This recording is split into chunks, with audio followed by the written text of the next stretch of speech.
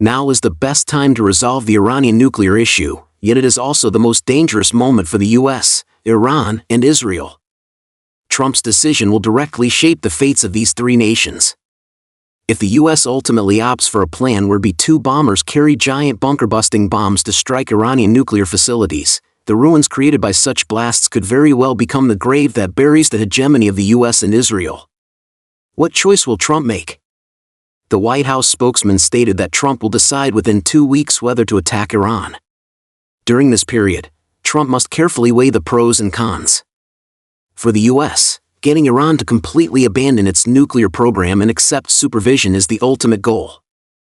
As for pushing for regime change in Iran, the US has no interest. After all, neighboring Iraq is a stark, living example.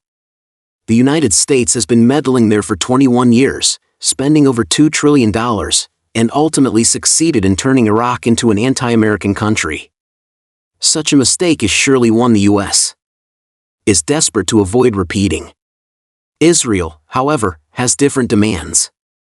It not only seeks to completely dismantle Iran's nuclear capabilities but also aims to topple Iran's current regime and install a government friendly to the US and Israel.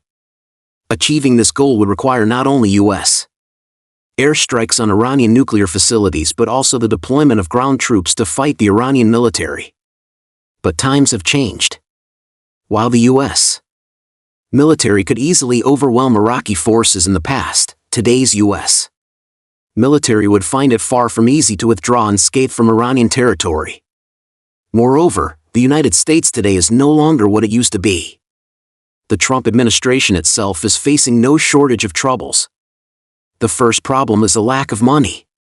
Before interest conflicts erupted, the most high-profile issue was Trump's big and beautiful bill, which is currently under consideration in the U.S.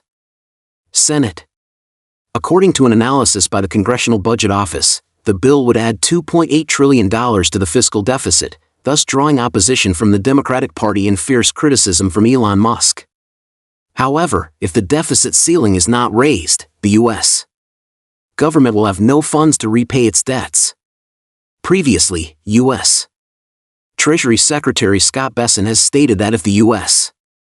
debt issue is not resolved, it could trigger the largest financial crisis since 2008. Secretary of State Rubio even bluntly stated that the country has gone bankrupt and has no money to repay debts. This is not an alarmist statement. According to the U.S. Treasury Department, a $22 billion 30-year Treasury bond auction will be held in the near future, and the yield on U.S. 30-year Treasury bonds has reached a recent high of nearly 5%. Such a high yield indicates that investors' concerns about government debt growth and fiscal deficit deterioration are increasingly intensifying.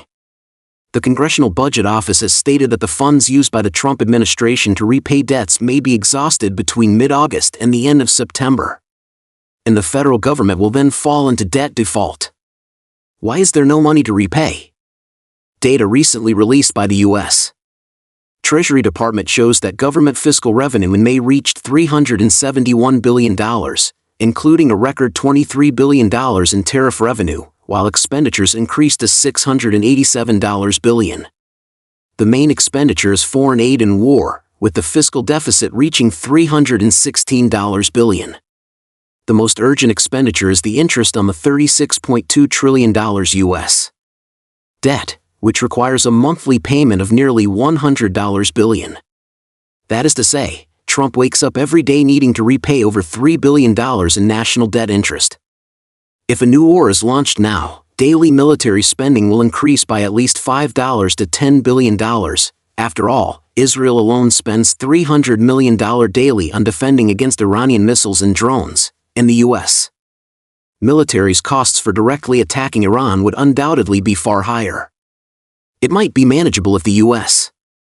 can achieve a quick victory, but will Iran give Trump such a chance? Beyond funding, the second major problem Trump needs to solve is partisan infighting. Currently, riots in California have not subsided, illegal immigrants are clashing with ICE, anti-war protests continue across the country, and the Democratic Party is secretly fanning the flames. California Governor Gavin Newsom is confronting Trump head-on, even threatening to refuse to remit fiscal revenue to the federal government. As the U.S. State with the strongest economy, Newsom's move will evidently cripple the Trump administration's prestige, destabilize internal unity, and even trigger a chain reaction to further fracture American society. In this scenario, if Trump launches a war fraught with uncertainties, the Democratic Party will likely seize the opportunity to attack. Moreover, the Iran nuclear deal was fostered by the Democratic Party during Obama's tenure, yet Trump tore it up. Strictly speaking, Trump bears full responsibility for the Iranian nuclear issue escalating to its current state. If he again drags the U.S. military into a war quagmire over Iran, all his actions will become grounds for the Democratic Party to impeach him. Does Trump truly dare to take such a risk? Beyond the impact of domestic economic and political factors, can today's U.S. afford a military defeat? In the past week, Iran has proven through actual combat that the combination of long-range missiles and drones is highly effective in modern warfare. Should the U.S. military formally invade Iran, all its aircraft carriers and military bases will become targets for Iranian missiles and drones. Iran still possesses a vast arsenal of anti-ship missiles and various drones, enough to blockade U.S. carrier strike groups in the Persian Gulf. Any approach to this region would invite saturated attacks, making it plausible for aircraft carriers and warships to be destroyed. Additionally, Iran's air defense systems have not been completely destroyed. When a B-2 bomber drops giant bunker-busting bombs from the sky, there is a high probability that it will be locked on and shot down by air defense missiles. If advanced aircraft carriers and bombers are destroyed, the U.S. military will completely fall from its pedestal. What will it rely on to maintain its hegemony in the future? Taking a step back, even if the U.S. military successfully destroys Iran's nuclear facilities and resistance capabilities, will the war end? Definitely not. Iran has a population of 90 million. Even if only half of them oppose the U.S., that is still a force to be reckoned with. As long as they continue to manufacture missiles and drones, U.S. bases in the Middle East will face endless strikes and retaliation, and Israel will also be unable to escape. In short, in the current environment, it is easy for the Trump administration to start a new war, but ending it easily may not be so simple.